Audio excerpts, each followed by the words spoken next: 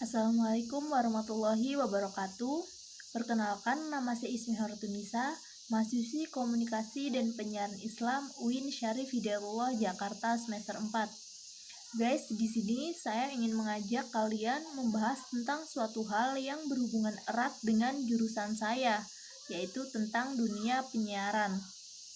Dunia penyiaran pasti erat kaitannya dengan Komisi Penyiaran Indonesia atau KPI. Tapi kalian tahu nggak sih, kalau sebenarnya undang-undang penyiaran di Indonesia ini masih punya banyak banget celah. Saya juga akan membahas tentang kemunculan lembaga penyiaran swasta yang sekarang menjamur di Indonesia, baik yang berbadan hukum atau sekedar aktivitas personal di kanal-kanal media sosial sekarang ini. Yuk langsung simak aja. Penyiaran sebagai kegiatan komunikasi massa mempunyai fungsi sebagai media informasi, pendidikan, hiburan yang sehat, kontrol, perekat sosial fungsi ekonomi, dan kebudayaan. Untuk penyelenggaraan penyiaran dibentuklah Komisi Penyiaran Indonesia atau KPI.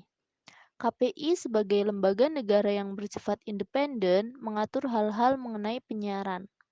KPI sebagai wujud peran serta masyarakat berfungsi mewadahi aspirasi serta mewakili kepentingan masyarakat akan penyiaran. Dalam menjalankan fungsinya, KPI mempunyai wewenang. Yang pertama, menetapkan standar program siaran. Kedua, menyusun peraturan dan menetapkan pedoman perilaku penyiaran.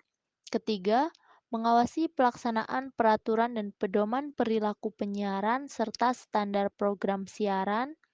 Yang keempat, memberikan sanksi terhadap pelanggaran peraturan dan pedoman perilaku penyiaran serta standar program siaran. Melakukan koordinasi dan/atau kerja sama dengan pemerintah, lembaga penyiaran, dan masyarakat. Standar perilaku penyiaran. Isi siaran wajib mengandung informasi pendidikan, hiburan, dan manfaat untuk pembentukan intelektualitas, watak, moral, kemajuan, kekuatan bangsa, menjaga persatuan dan kesatuan, serta mengamalkan nilai-nilai agama dan budaya Indonesia. Oleh karena itu, isi siaran dilarang. Yang pertama, bersifat fitnah, menghasut, menyesatkan, dan/atau bohong. Yang kedua, menonjolkan unsur kekerasan, cabul, perjudian, penyalahgunaan narkotika, dan obat terlarang. Yang ketiga, mempertentangkan suku, agama, ras, dan antar golongan. Yang keempat, memperolokkan, merendahkan, melecehkan, dan/atau mengabaikan nilai-nilai agama, martabat manusia Indonesia, atau merusak hubungan internasional. Nah, mengenai apa yang boleh disiarkan dan apa yang tidak boleh disiarkan diatur dalam Peraturan Komisi Penyiaran Indonesia nomor 02 garis miring P garis miring KPI garis miring 03 garis miring 2012 tahun 2012 tentang standar program siaran. Standar program siaran adalah standar isi siaran yang berisi tentang batasan-batasan, pelanggaran, kewajiban, dan peraturan penyiaran, serta sanksi berdasarkan pedoman perilaku penyiaran yang ditetapkan oleh KPI. Lalu, apa yang saya maksud di awal tentang celah pada undang-undang penyiaran? Jadi, teman-teman, di Indonesia ini sudah dijelaskan bahwa isi siaran ini dilarang merendahkan ras, golongan, atau orang lain.